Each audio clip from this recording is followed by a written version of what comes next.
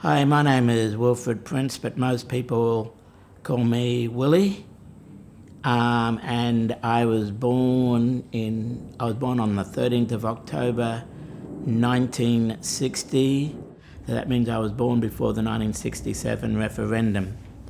I was born under the Act. My life was controlled by the government of the day.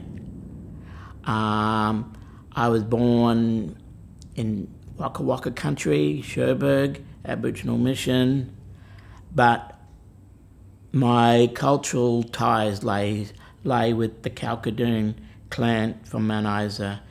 I got Kalkadoon heritage because of my grandmother. My sporting journey first came about when I was a friend of mine was participating in wheelchair sport, and at that time I needed to do something in order to get fit, and she said, "Oh well, why don't you come along to a come and try day?" When I thought to myself, wheelchair racing is the go, I then took it up. When I first competed in wheelchair sport, and when I fronted up on the 100-metre line, I said to myself, am I good enough to win this race or do anything?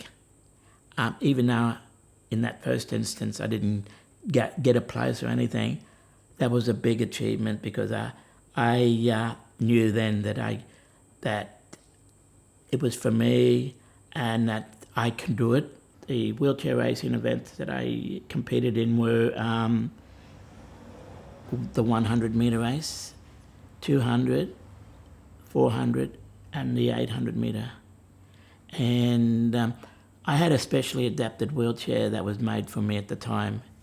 And which was great because the wheelchair that I had really didn't really do me any justice, actually.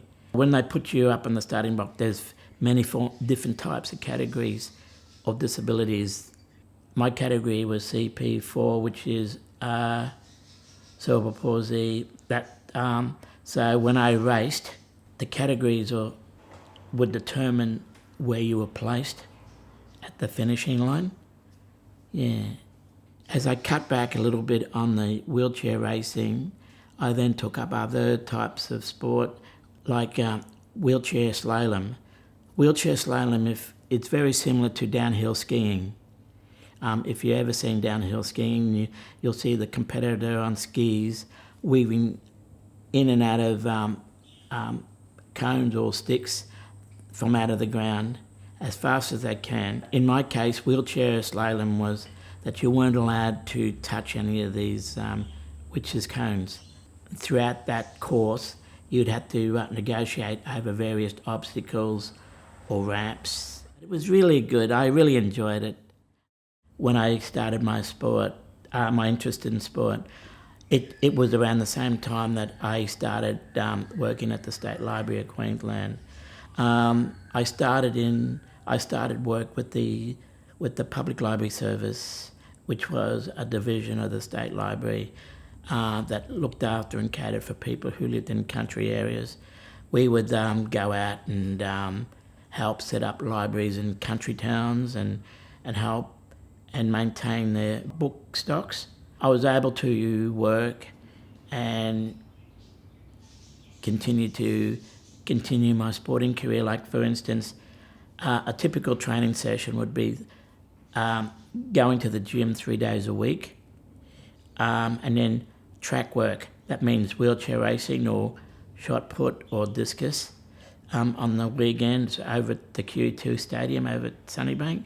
As time went on, I then got picked to represent regional teams, then went on to compete at a state level.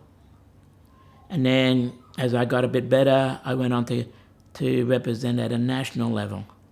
I represented Queensland 11 times throughout that time, travelling twice overseas to New Zealand. I notched up quite a few gold, silver and bronze medals when I carried the Paralympic torch. I was the only Aboriginal person with a disability to carry the Paralympic torch in Brisbane. This is the original Paralympic torch that I was given. I carried the torch for 250 metres to a kilometre down in New Farm. In actual fact, I carried this torch past my work, the State Library down at where I worked at Tenerife.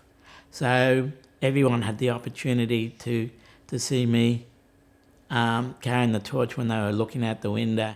Towards the end of my sporting career, when I semi-retired, I then got involved in community organisations such as the Red Dust Healers, which is a wheelchair basketball team.